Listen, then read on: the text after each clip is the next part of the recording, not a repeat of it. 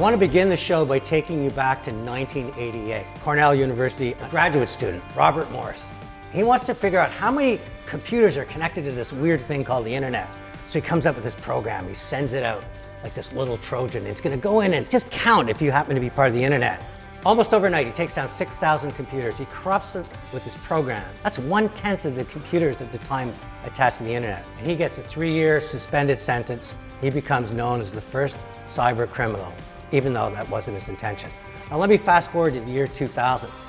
Words like malware, phishing, cyber predator, cybercrime, they weren't part of my vernacular. Maybe they were penned by sci-fi or futurists. But now, not that long after, they're part of my conversation. They're part of my conversation with my daughters. I think about them with my business. Matter of fact, if I'm in small business, I consider that more of a danger and more of a threat than my competition. So today we're going to talk about cybercrime. We're going to talk about it not in terms of the sky falling. We're going to hear some very telling statistics about how serious it is, but we're also going to talk about what we can do to help prevent it. Joining me today are 3 very special people. 2 need no introduction. Sarah and Bryan Baeumler, international TV stars, HGTV, celebrities around the world, their content shown around the world. They own 17 businesses, but we can also relate to them as parents of 4 children and having their own parents. Cybersecurity matters to them. And with them, Adam Evans. He's the Chief Information Security Officer for RBC. Sought after speaker, thought leader, an absolute expert in what we can do to set up the kind of prevention we need to help thwart the kind of attacks that are happening every day. Welcome, everybody. I'm terrified now. So Adam, I want to start with you. Sure. I mean, I sort of laid it out. These parents, they have parents, they've got celebrities. I mean, is this the kind of periscope that the dark web looks around and says, these are targets? Yeah, so I think in the last 10 or 15 years, there really has been a significant change in what I would refer to as a threat landscape for business owners, for celebrities, for individuals. And what's really accelerated that change is the democratization of crime, or the commoditization of crime. You have the ability in the dark web and in underground marketplaces to scale attacks and launch them from across the globe. So it's very, very different than it was 10 or 15 years ago with traditional forms of crime. So when you've created these platforms that allow you to collect one information at scale and tailor campaigns that are targeting individuals, targeting organizations, and you can do it with a velocity and the success rates becoming very, very high, it attracts more people into this underground economy because the revenues that they're creating are substantial. By 2025, they're talking about a $10 trillion economy in this underground market.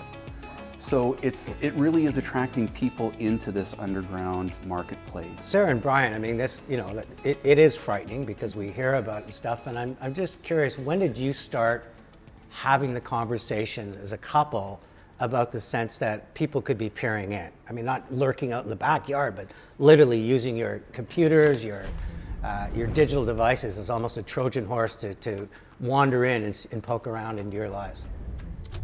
I mean, I think my concern started, as the kids started to get more involved in social media, and we've seen it. We have a 17-year-old son that is pretty savvy, and not only savvy, but he's pretty disengaged from social and from the internet, and he's focused more on a horse at the moment. We have a 15-year-old daughter that is very engaged in social media that we monitor and attempt to monitor, and we've learned some lessons, and I think had very open conversations with the kids that if you take a photo and send it to someone or post it somewhere, even if you delete it, it exists. It now exists. And you may as well put it on a billboard on the side of the highway because the potential is there for someone to do that. And we have had some very serious conversations with the younger kids as well. And right up to our parents. I want to get to your parents. There's a lot. There's a lot. You're overwhelmed already. I want to just go home and unplug my modem. But Sarah, so your 15-year-old daughter, very involved in social media, but when I was growing up, my sister had a journal, and it was off limits to her parents. My parents. It was like, that's my journal. Mm-hmm. How do you wander into that world and try to coach her on what is right or wrong when she sort of says, this is my universe, these are the validations that I'm after, these are my friends, these are my likes, stay away? Like, is there any kind of strategy? Send her a phishing email. I think there's a challenge, or we're facing, I think, right now, because we have different ages of our kids, and they all interact with social media, and which is the internet in general, in very different ways. And so our conversations have to be different depending on the child and where we think they're going to navigate on the web. So for our 15-year-old daughter, our conversations need to be come from a positive side, from a proactive side, and not from a sense of we're taking your phone, we're checking what you've been doing. So we're trying to, I think, with her, instill things at the earlier stage to sort of just open the conversation, talk about what's wrong, but then also feel like we're putting our trust in her, because there's this fine line as parents that you want to establish that comfort level and that trust. And I don't always believe that taking their phones and saying, okay, weekly I'm going to check what sites you've been on is necessarily the right way to go about it. So I think we're kind of navigating that with each child and their own personality a little bit. So Brian, I mean, when my parents first talked to me about creeps and what to watch out, and certainly had that conversation with my sisters, I really entrusted them. They were adults, they had the currency. But today, very often your kids have more digital competency than you do. Mm-hmm. How do you find a way to wander into that conversation with them going, Dad, you don't know what you're talking about? I don't know if that's possible. I think as soon as your kids are teenagers, and we realize. I think when we had children, I apologized to my parents because I realized, what it was all about. But as teenagers, we get that a lot. I think you don't know what you're talking about. We find out there's apps and there's social platforms that we've never heard of. Yep. That all of a sudden all the kids are on and they're sharing. So it really is about that conversation. I think it's similar to when we were younger, the conversation that Mom and Dad had with us about drinking or beer. It's like, if you want to do it, phone me if you're in trouble, but here's what can happen. Explain all the things and leave the door open for the conversation that they feel comfortable coming to us.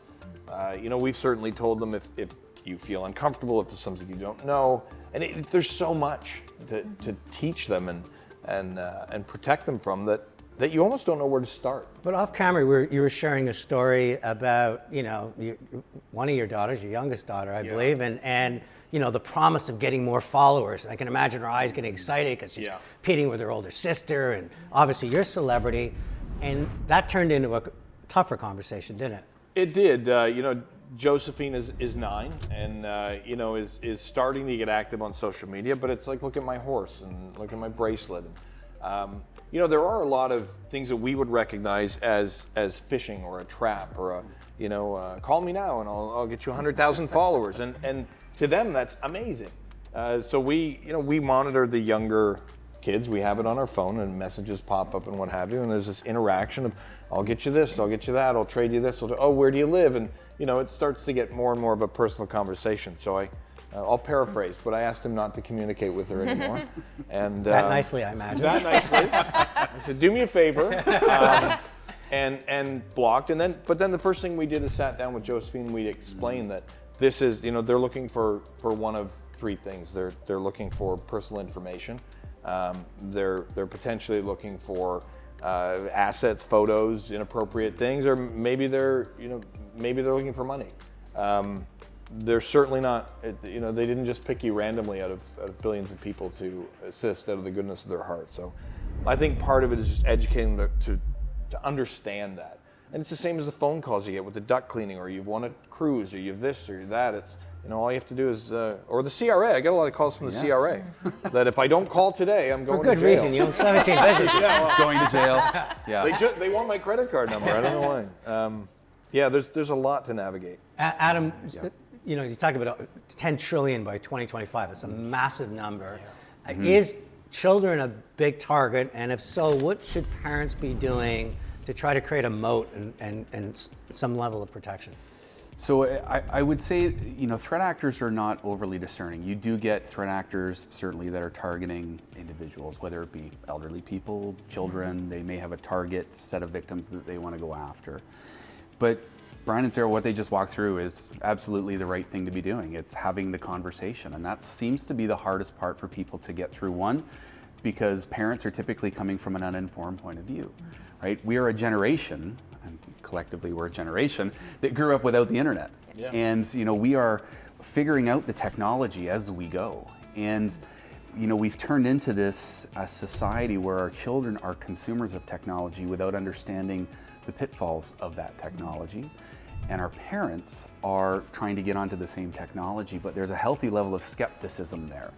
And the threat actors now they use that information to target them differently. For our parents, it's the CRA scams and it's the grandparent scams where, one of their grandchildren or purported grandchildren calls them up and says, do you know who this is? Yes, it's so-and-so. Well, now I've established an identity with a grandparent and I need you to send money because I've run out of money where I am. Right. And they will send it to an account, and obviously it's a fraudulent or it's a fraud scam. On the children's side of it, I think, there's a couple of interesting stats when I was sort of getting ready for the discussion today. 80% of children across the globe at some point in time will be victimized online, which is an extraordinary number when you think about how interconnected they are today.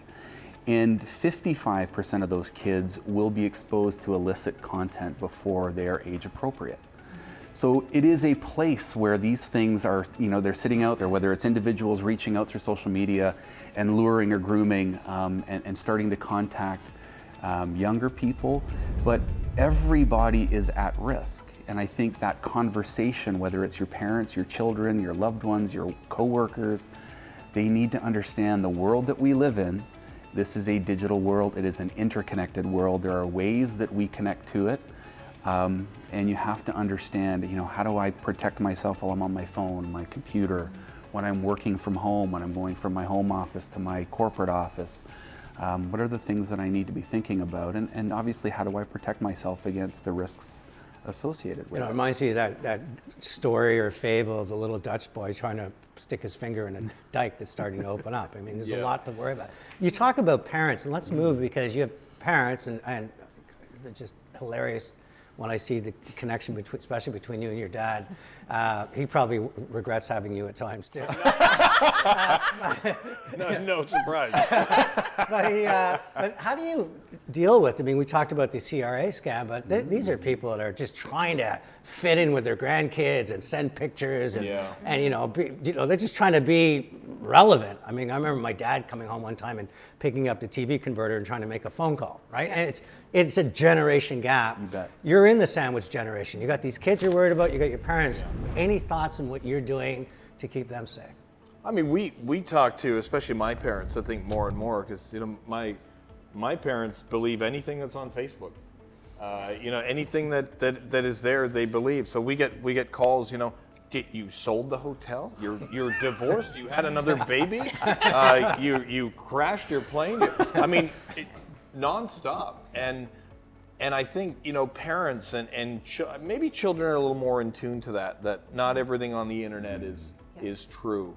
It's all crafted and delivered in a way that they want it to be true. But I mean, my parents bought an entirely new heating system, from one of these things that never arrived. They didn't know a good contractor to get one? No, apparently not. I couldn't believe that. But you have to be, when you're exposed to that much information, you have to be very selective and do your due diligence and there's things all over the internet about me with being sued by Big Pharma because my CBD oil is, curing cancer, and they're upset about that. I have nothing to do with that.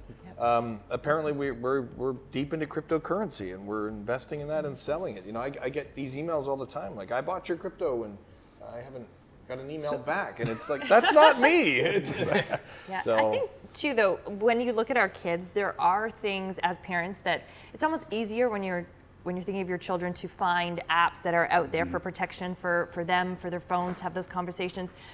But you don't look to those same things when it comes to your parents. So it's a great point. It's almost like trying to find out if there are some of those things that are available, because there are so many things from the child perspective that we talk about in steps that we're going to, first conversation, second conversation, third conversation, but you don't sit down with your elderly parents and do that because your relationship is very different. Yep. So those are, I think, how we look to other adults in our same position right now, and sort of saying, how are you handling this with your aging parents? And I wish there was maybe more available, more apps available. Maybe there is that I need to learn about as well. That Parental is controls for your parents. a little bit, but it's suitable.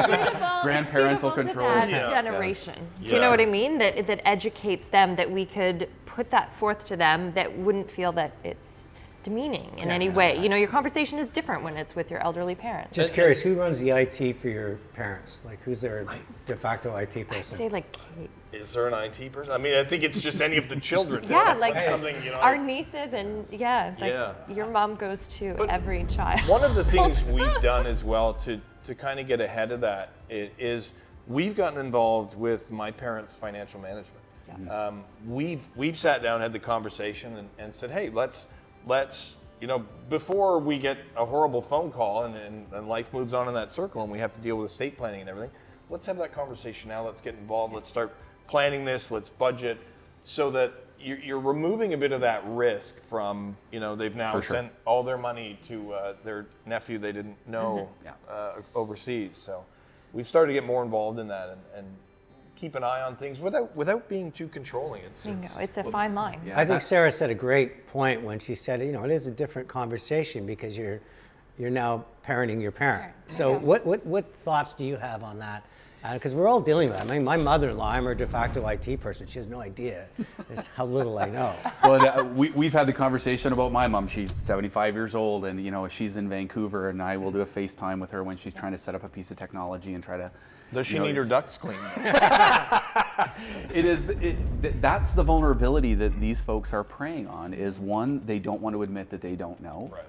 And if they get caught, they feel silly. So these are all the things, the social engineering tactics that are being used is to really expose that in the older generation.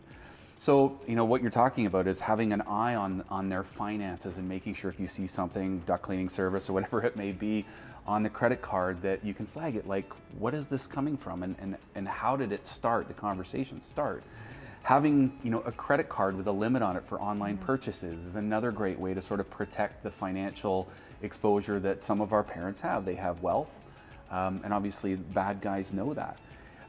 Running their IT at home, and you know, you joked about parental filters, Brian, but it's that sort of thing, right? All this technology now has the ability to configure where they can go to on the internet and protecting them from certain places on the internet. Making sure that their phones and their tablets auto-update. My mom had a laptop for a long time and we got rid of it, got her a tablet. It was much easier for her to manage. It was easier, one, for her to operate, but two, it was easier to manage the security around it. So talking to her about just best practices. If you're sitting in a Starbucks on your tablet, don't do online banking. Wait till you go home and you're on a network that you trust. Oh, I should have known that last week. Is this conversation too late? Yeah, I mean, there's certain things, and funnily enough, it you know, that transports over into the children's world as well, where you've got parental filters that you can put on, and for your 9-year-old, you can customize their experience on the internet, and for the 17-year-old or 16-year-old, you can do the same thing, but it's a different experience. As long as they're accessing that through Correct. that area. I mean, it was the same, I think, for us when, you know, they said you're not allowed to do that. Well, I can do it this way. I remember, you know, making a joke with my mom when she said, well, I need to get my malware, you know, my protection in place. And I said, what are you worried about? You know, is someone going to, you know, track down when, you know, Bridge Club is and how many solitaire losses you've had? So as soon as you update that kind of stuff, how quickly is there a new backdoor, a new loophole, a new? Yeah. There's always vulnerabilities that are coming out, and certainly in the last 10 years, when you think about all the platforms that are being created, the LinkedIn's, the Facebooks, the Instagrams, the Snapchats, like all of those things, they're all putting applications on your phones and on your tablets, and over time they become vulnerable. And it's making sure that you've got the ability to update them as fast as you can. So setting things for auto update is one of the pieces of advice that we give people is, you know, let those companies do what they're supposed to do. Update your devices, update your software, run security software. So it's not a silver bullet, right? The first line of defense is the human that's operating the technology, right? So education. I hear with the elderly, when I was researching this, that one of the chess moves on the board for these criminals is this sense of fear, right? They you know, and that could be the CRA calling, or that. Is that part of the conversation that we should be teaching our parents about tactics, whether it's fear, too good to be true, that nobody's really going to send you $342 million from an oil kingdom, Prince of Nigeria stuff. I mean, is that, I know there, as you said, sometimes it can just seem demeaning, but is it part of the narrative to storytell a little bit more so that they understand that they are a victim and could be a victim? I think if we tell the story right, we can turn them from victim into an empowered individual. Yeah. And I think that's for children, for elders, for us as individuals, education is the pathway out. So understanding the normal tools and tactics. Yes, they use anxiety, right? Your parents do not want to have a call from CRA saying they're delinquent on taxes. That creates a lot of anxiety for people. IRS in the United States, you're going to go to jail if you don't send us this money. So anxiety, urgency is part of the toolbox that they use to get you to interact with them in some way, shape, or form. Do you think that in that dark web, they're actually employing psychologists as well to really understand those hot buttons? Yes, they understand human behavior extremely well. And you think about, criminals that have been around for years. Human behavior is something they understand. They understand when they walk into a room, if in the presence of a hacker, somebody that's been a criminal before. I did a speaking tour with Frank Abagnale a couple of years ago. And when he walked into a room, he looked at all of the things that he could break or bypass within 10 minutes of being there. Just how he was wired. And I think they're very... It's almost a game to them, right? Very much so. They're very in tune with human behavior and the kinds of things that humans are susceptible to. And that's where I think the education piece is really important, is being that healthy skepticism, I think, is something that everybody has to have. So you've both been on the show before, and I'm in awe by how you've gone from hammering nails to hammering out international deals to 17 businesses. I mean, you're incredibly, and you were even gifted, both of you, entrepreneurs, even before we knew you on television. So small business is a big issue because you're controlling this sort of trap line of all these businesses. I understand from my research, small businesses fears cyber attacks more than anything, and they're highly vulnerable because they don't have the resources and they don't even know really who they're doing business with. Right. So what are you doing within your enterprises to try to help protect the fact that these are well-known businesses and you're dealing with a lot of suppliers, freelancers, contractors?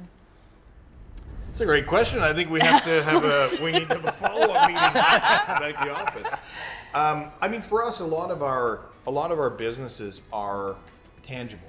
We're manufacturing cabinets in Quebec. We're hammering nails into 2x4s. And a lot of the suppliers and customers we know personally. So our machine is kind of set up where we're accounting, and I would be more concerned about attacks on that.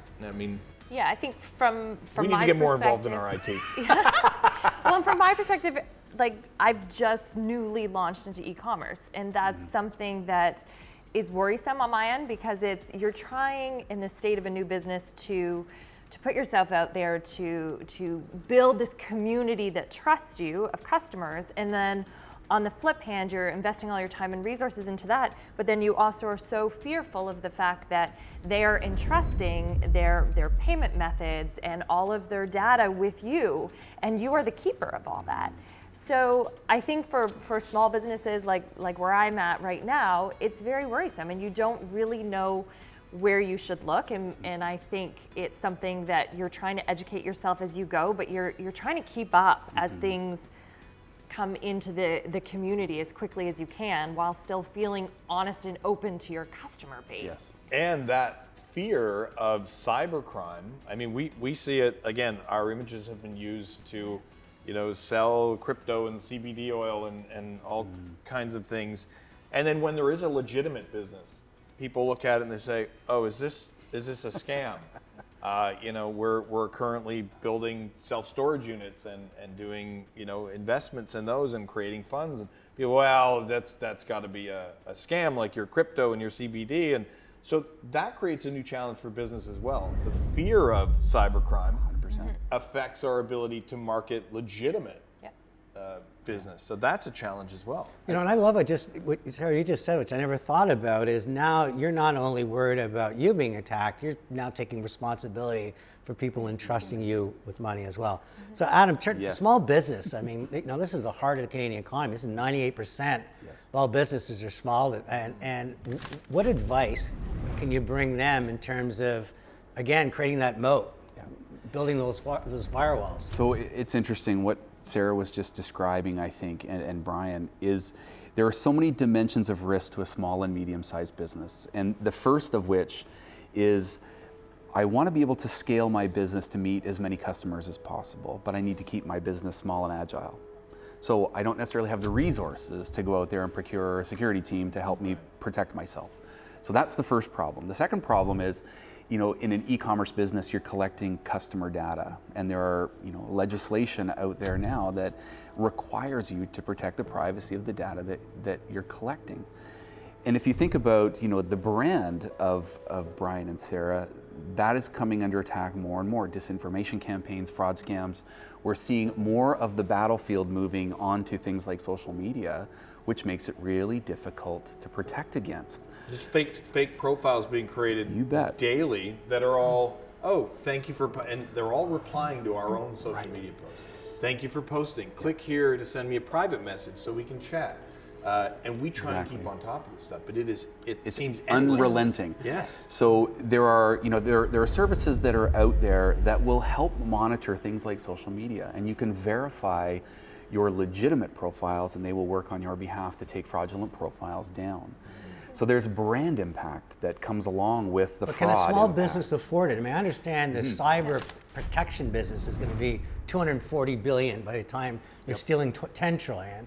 But a little guy, a little business. Which side do you invest in? That's the question. You are shameless. Where's the better ROI? So, as small and medium-sized business owners, it's important to understand the risks that you're trying to manage, and the data is got to be the primary after you've protected your employees, because, quite honestly, cybersecurity and physical security, those worlds are starting to come together. And in a building downtown, if there's a cyber event and they drop the locks to the building, all of a sudden you have staff that are exposed. So these worlds are coming together. In a small and medium-sized business, it's understanding, am I protecting intellectual property? Am I protecting a customer base? Do I have financial systems that I use to manage my portfolio of businesses? And do you understand, one, who connects to those systems? Do you understand where they connect from? Which devices are they using to connect? Are they bringing their home PCs to your corporate office, connecting to your Wi-Fi where all your financial servers are? So creating separation between these worlds is going to be really important.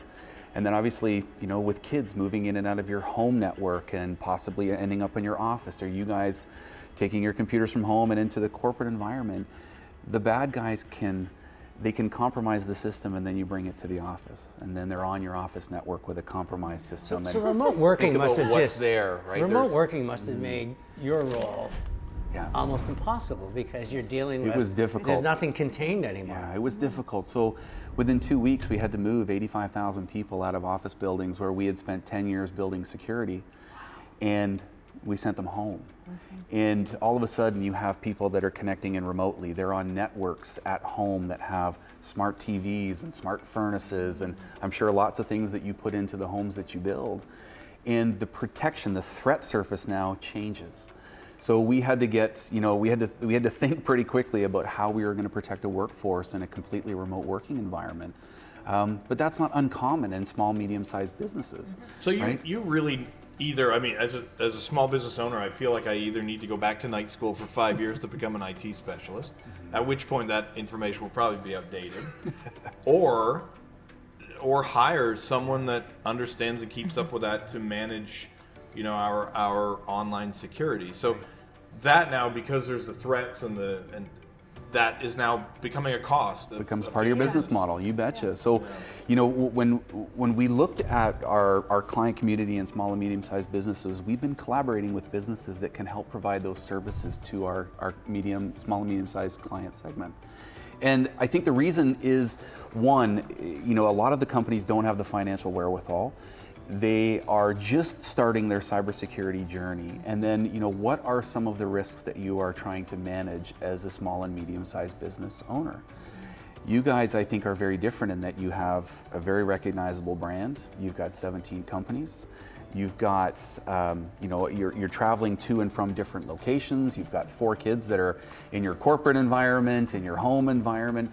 There's a lot of challenges that go along with how you're operating your life and your business. Well, we're on the internet on airplanes, in a trailer yesterday in Colorado, at a home show in Calgary, all over the place. Right. So. It's an interesting thing, and we talked about it earlier, this concept of nothing is free. We learned that about the data we surrendered into social media. We're also learning to be very careful about free Wi-Fi. Mm-hmm. Because free Wi-Fi is you're just porous, right? Yes. What are they reading? That's my question. What are you writing? So when the threat that is associated with free Wi-Fi in and of itself is not a bad thing, but what you have to understand is when you join a network, you're on that network with other people that you don't know. Mm-hmm. And they could be there legitimately, they could be there for illegitimate purposes. And once you're on and connected, they can see your system, they can see how you're interacting, and they can try to target you and compromise you. If they are successful, they can decrypt all of the traffic that you are sending to and from shopping applications, online banking, whatever it may be. All my credit cards stored in my auto pay. So depending on how they compromise you. So my advice is always, if you're on an open Wi-Fi, just wait to do your banking, wait to do anything sensitive. It goes back to what are your most sensitive information assets, right? Mm-hmm. Your passwords, credentials to all your online accounts, your financial information, all of that sort of stuff. Wait till you're on a network that you trust before you start doing that sort of work. And it's just a good way to separate these two worlds. So you disconnect from your Wi-Fi. So the last thing I want to talk to you two about, that not everybody shares, but certainly is fascinated about, is celebrity. You're both celebrities. And by the way, Sarah, congratulations on what you're doing in terms of your business and e-commerce and building a global brand. When I learned celebrities in hacking, Biden, Barack Obama, the Kardashians, and they probably wanted to be hacked, but a lot of people out there that you would think have a fortress built around them. What are you thinking about in terms of celebrity? Because you could go from being the darlings of television, which you are now, to be, the devils, just because of how somebody might take it. So are you doing anything? We can do that in editing too. Are we doing? I don't think we're doing enough, in all honesty, because I think probably, and I can only speak for myself, but Bryan and I have come from just the start, from the ground up. Every business that we talk about now that we own and operate has started with the same, sitting at the kitchen table, scratching out an idea, creating a concept like every business does. And you come at it with such passion, but also sometimes with a lack of knowledge in the other areas that are needed to support the business as it grows. And perhaps it's asking enough questions to who it is at different stages. In your first year of business, you need to be really focusing on this. By the time you've reached this growth stage, you need to be looking at these elements. And I think all of our businesses are at different levels. So what we need for one, we don't need for the other. And I think it's just a huge learning The game. umbrella, the halo, is your last name. You're attached to so many of these businesses. Yeah. And to me, what could they possibly do, knowing that they've got so many different moving pieces? Some of it's just on the kitchen table, some are mature businesses. You're starting off, you're going global now, you're building storage units in Texas. What are you doing with this? I've heard about the vault. Well, tell me a little bit about what you're doing to at least help clients of your bank even feel somewhat confident that they've got a strategy. The vault was really, it sort of grew out of conversations that I was having with clients. And every time I'd sit down with a set of clients, it was always, where do I start? And how do I get my journey started? There was an appetite for it, but they didn't understand how the journey started.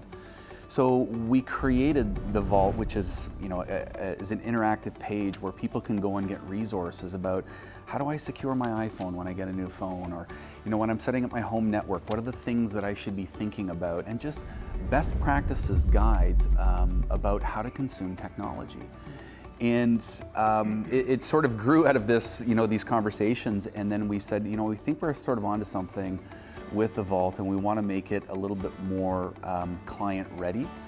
And the team has done a wonderful job going and collecting all the information and putting it into a format that's consumable for people. Because if it's technology speak, it's very difficult. Yeah. But if it's very, very easy to understand, the chances of them adopting it and using it in their daily life, that starts them on their journey. And a safer person at home is going to be a safer client when they're banking with us. Is the vault only available to RBC clients? No, the vault is available to anybody. Where would we find the vault? At rbc.com/cyber. There's a portal created there for educational materials, and the vault is one of those things that you can download and use in your personal life at home. And it talks about best practices. There's other resources in there that talk about normal scams or techniques that are used by criminals to target people. It's informational. That's one thing that worries me as well, and I think with not only our parents but everybody's parents. And you mentioned the celebrity aspect of it, which is a very strange, I think, for us world to live in. But my concern is, and we get the emails all the time, someone else's grandma, your mom, may have ordered $1,000 worth of CBD oil that doesn't exist because my face is on the bottle. Yes. And you bought all that crypto from me that doesn't exist. What? So I apologize. So we get these very angry emails from people's parents saying, I haven't heard back, and we now feel the need to protect other people because our brand is being used through this, so that we have a lot to learn. So the interesting part, I think, on the brand side of it, and you guys are experiencing it in a very different way than most people do, but we are certainly seeing a larger push into this space by threat actors, and they're leveraging, your likeness and using it for fraud scams, ad scams, whatever the case may be. And it becomes very difficult to control because you don't control the systems that this is happening on. We can't even find the people. Right. We've tried. We can't find the people creating the content. Yeah, it is incredibly difficult. And I think that the broader the brand, we go through this as a global banking institution. The higher profile the brand, the broader the brand gets, the more content is out there. And you create this data exhaust for yourselves, and that data exhaust is being looked at and collected. And that is what they are using to start targeting. And they are just trying to do, as I said, this is a scale game. They collect it, they enrich the information, and they start targeting individuals, and your brand is one of the brands that is recognized and is being used. I look at it almost like we talk so much, or in the world that I'm in right now, a lot about health and wellness, but it's this wellness on the cyber side as well that I think needs to become a conversation, right? It needs to be more, because the two now are they're just existing together. Your own health, our own stresses and worries, they're connected with cyber attacks and everything. So I think that sort of wellness in the cyber space needs to be discussed very openly with kids, with adults, and just find a way for that to be part of our conversations that we're talking about in general. Something tells me you're already thinking of a new business. I was just about to say, the good news is I can literally hear your wheels turning. the wheels are spinning, and I see a great service business here. So as we wrap up the show, I just want to get your thoughts, just because when we started off with, there's a lot of fear that's been steeping in the show, but the idea of Chatter That Matters is also about positivity, possibility, things we can do. So I'm just getting curious, as you were kind enough to give us, the audience, the time, but how are you thinking as an audience when you're listening to all this? It does sound terrifying to a degree, and I think it all comes down to education. It's the same thing we talk to our children and our parents about, and ourselves, and you have to remember, if you take that picture, if you post it online, if you email it, if you send it, it exists. It's out there. You may as well put it on a billboard. That's a key thing to remember. But anything you put out there is accessible. So what I've learned is that we have a lot to learn about IT. That's the terrifying thing I've learned. Appreciate the start to the day. She's been trying to teach you that for a very long time. You have a lot to learn. That's Sarah. More and more every day. Yeah, you know what I do? I sort of second what Brian says. I think we have a lot to learn. I think we've had these conversations with our kids, and I'm actually proud of where we are and their comfort level and their engagement in social.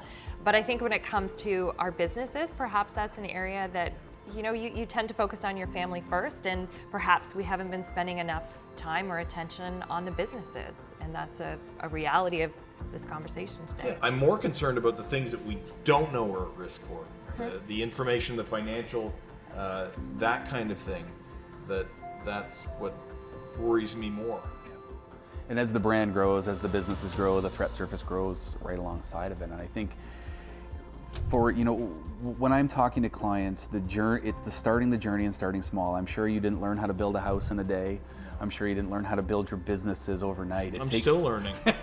It takes time, and I think acquiring that knowledge over time, you learn, you get better at it, you iterate, and you just sort of go through that journey, the learning. And you're right, the knowledge is power. Turning yourself from the victim into, okay, so I'm going to take control of this thing, and I'm going to start focusing on the things that matter, whether it's your data, the kids, whatever the case may be, and putting the resources that you have to good use to protect the businesses and the brand and the family. What is the biggest threat right now to a business owner, to an individual? What is the biggest, IT risk? Is it getting your credit card to somebody and losing money? Because in the credit card space, you generally have protections against fraud and things like that. I would say it's a disruption to your business through something like a ransomware attack. And the reason I say that is the way that ransomware attacks have evolved in the last 2 or 3 years is it starts with data theft. So ransomware, someone says you're not getting back into your system correct. until... Hey, I just took over your TV, I just took over your laptop, I just took over all your servers at work, and I want $1 million. But before they do that, they grab all of your sensitive information assets and they move them out of the company. And if you're not going to pay, well, I'm going to release all of your customers' information online. So in this underground economy, they have people that specialize in extortion tactics. Like, these are highly organized criminals. So we know that if a small and medium-sized business suffers an attack like that, chances are they're out for 2, 3, 4 weeks, if not longer. It gets expensive. And it gets expensive. And then the recovery of it, and then you've got... The trust that you have to rebuild. Exactly, with you your have to rebuild clientele. that. If you do it well, I think you can strengthen the trust. If you're transparent with your customers, you can strengthen that trust. If you do it wrong, it can kill your company. Yeah. And that's the thing, I think, is making sure you've got a plan, you understand how you're going to recover, and being prepared for the when event. Because it's not if, it's going to be when it happens. Do you have the people around you that can make decisions to get you out of it, but also to maintain the trust of your client? So I just learned something. I pictured someone going in and moving all of our money from one place to another and it's gone. But it's actually your data. It's your ability to operate your business that is at risk. You bet. Interesting. So I always end my show with my 3 takeaways, and the first one from you, Adam, which I thought was amazing, and it kind of really talks about conversations, is instead of thinking about being a victim, think about what you can do to empower yourself or others to really set up the proper defense. Sarah, I loved your thought, and just even the look in your eyes when you just talked about, now I'm in an e-commerce business. There's a collective consciousness now. It's not just about, am I going to be attacked? And I think you brought it in as well, Brian, when you're talking about the fact our brand name, we feel accountable. Somebody bought that CBD oil. And I think the third thing is just that yes, it's probably not if, but when.